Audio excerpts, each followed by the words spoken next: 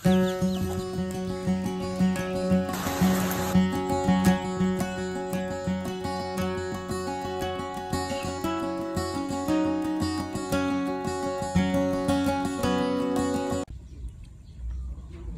araw po. Titingnan po natin itong ating schedule o listahan ng ating mga inahin kung kailan sila manganganak. Itong si Donna ay nakastahan noong July 2 at ngayon naka-schedule siya sa October 24.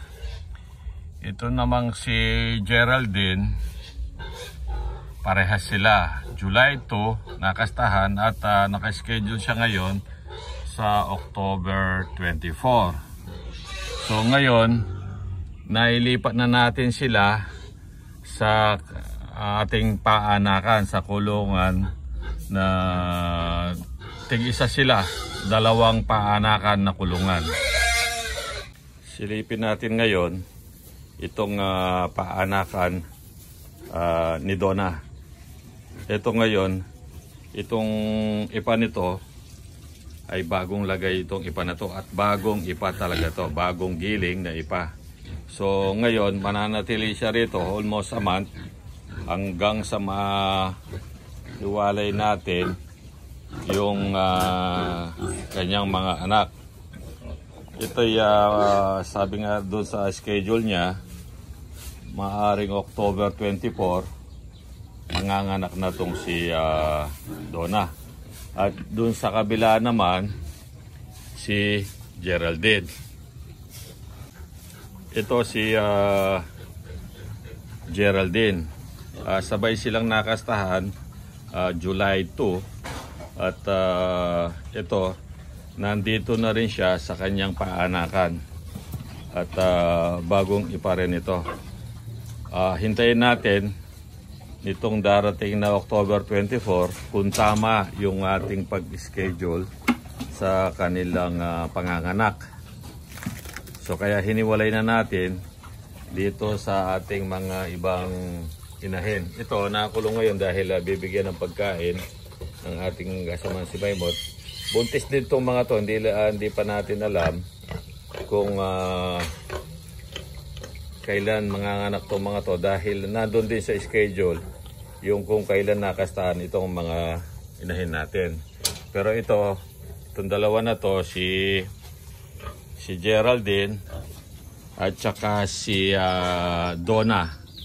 Yan. Sasabihin ko po kung bakit po ganun yung pangalan nila. Nagsimula po ako sa tatlong inahin, tatlong biik. Ang binigay kong pangalan sa kanila ay Aurora at si Britney, kasi tisay si Britney at saka si anong pangalan kasi ng letter C. Sasabihin ko sa inyo kung anong pangalan ng letter C. Ayun, ito si Christina ang letter C natin. Ito yung tatlong inahin natin noon. Napakaliliit noon. Big. Napakaliliit nila noon. Dito tayo nag-umpisa. Marami nang naipasok na pera itong tatlong ito.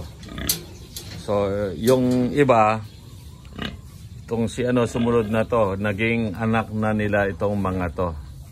Yung meron pa tayong 6 na inahin ito. At sunod-sunod po, alphabetical po yung kanilang pangalan. So, yan po, nag-umpisa lang po tayo sa tatlong biik. Ngayon, medyo dumarami. Hindi nga tayo gaano nakakapagparami dahil nga biik pa lang, marami nang bumibili. Ngayon naman, madako tayo dito sa ating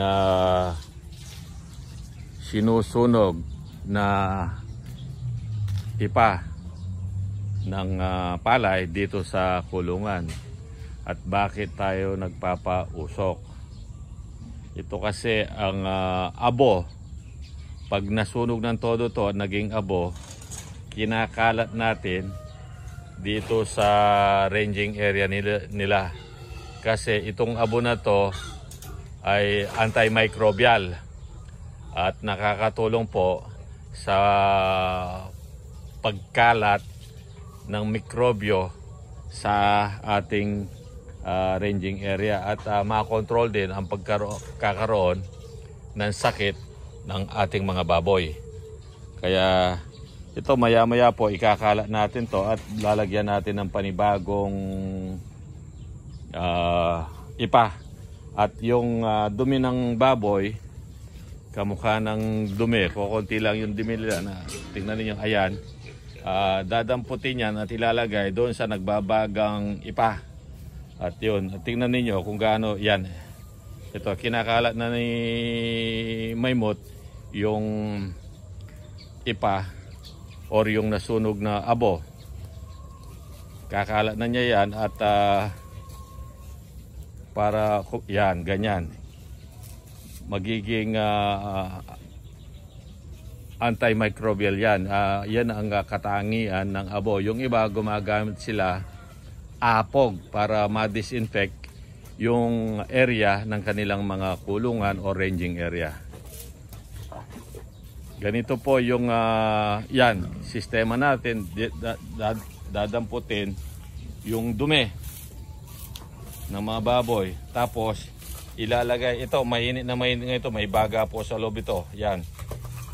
Kahit po umulan po kahapon, hindi naman po tuluyang namatay itong pinapausukan natin. Itong pausok natin dahil nga yung ipa, kapag medyo makapal sa taas, hindi po tatagos yung tubig.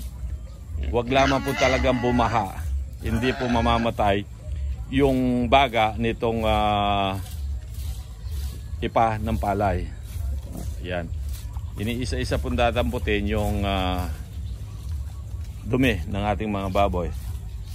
Kaya po yan, iwas sa mga insekto, sa mga lamok, sa mga langaw, yan po, at walang amoy.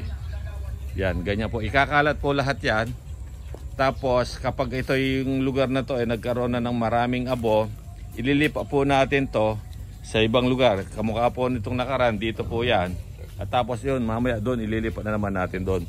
Ito ang nagiging disinfectant din natin. Dahil ang abo ay, sabi ko nga kanina, antimicrobial po to.